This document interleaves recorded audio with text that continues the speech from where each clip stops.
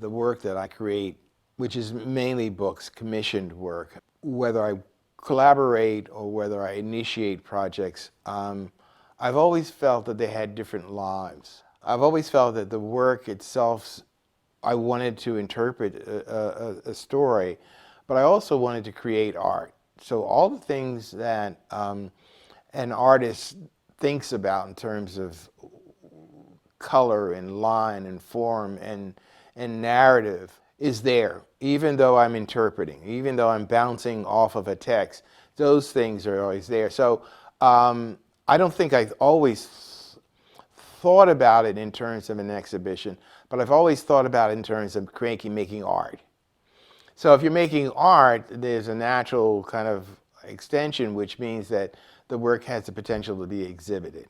Now, what happens is when it's exhibited, it's two things. What happens as a book, you have this large reach.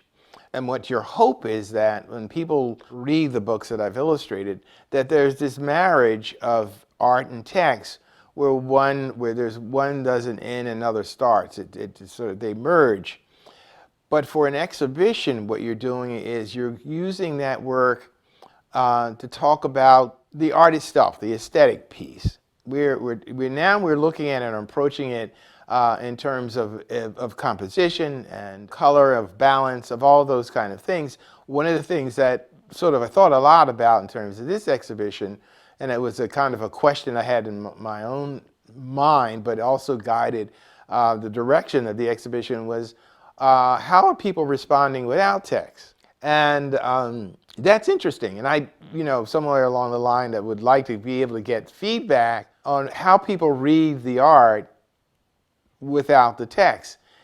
And in so many ways, what you have an opportunity to do is engage the viewer in being part of the story. And naturally, whatever narrative they come up with works. And I think that's something that you don't have. You guide someone through a book, and there's a conclusion or an ending by design.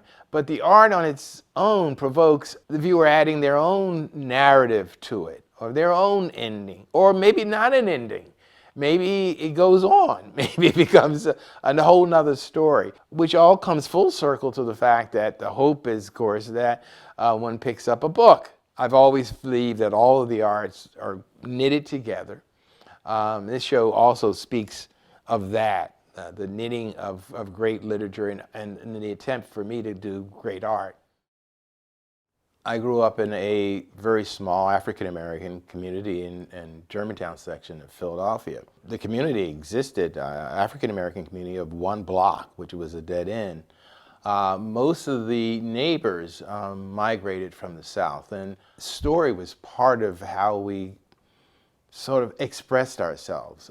We seemed to be isolated from a bigger world, and yet we had the rich world, a rich university of storytelling that joined us with our some sense of our history, our roots, but also a family, not only my immediate family, but the family that surrounded me. Story was embedded. There was two equally important ways that stories were served up.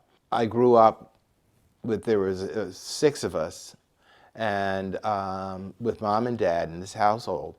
My mother read. She loved to read, and one of the most fondest memories I have is she was an early riser, is getting up in the morning and down the stairs and seeing my mother sit, and I always said it was her reading chair, next to the window, front window, which was probably the only one that had really allowed sunlight in to grow plants. And there was mother reading. And I think in so many ways that also speaks to even with my challenges with reading, this love and need to read was certainly registered with the look on my mother's face as she read. There was always 2 books that were always on that side table, and that was one was essays by Emerson, Ralph Waldo Emerson, and also the Bible. And those were 2 books, by the way, that registered to me, even though I I couldn't read them, but I knew that inside they held something that was important. They held something that made my mother smile, and it also held a bigger world. That was, but my mother also read the classics, and I think that certainly my adapting or reimagining the classics has a lot to do with, in a sense, as I get older, I look for ways to connect with my mother and my father in so many ways. The Ugly Duckling, which was the first book that I really reimagined, was a story that she read to us. But there was the other equally important in terms of weight, and I think a lot of my art stems from telling stories with a sense of expression and emotion, a kind of animation, a kind of energy, and the idea of telling the same story over and over again. And that was, of course, rooted in the oral tradition of storytelling, especially in the South. So it was a means of expression. It was a means of sharing something. It was almost a conversation. So those two ways that I took in the idea of story, and that story being introduces you to not only the storyteller, but a bigger world, came from all of that. It was in that stew. My art tries to reflect that. I always say that I would love my illustrations to have the same spirit and energy as someone telling a story. And I think in many ways, I look at the work that I've done and I look at the subject, and it goes from fiction to nonfiction to poetry, to folk tales, to fairy tales.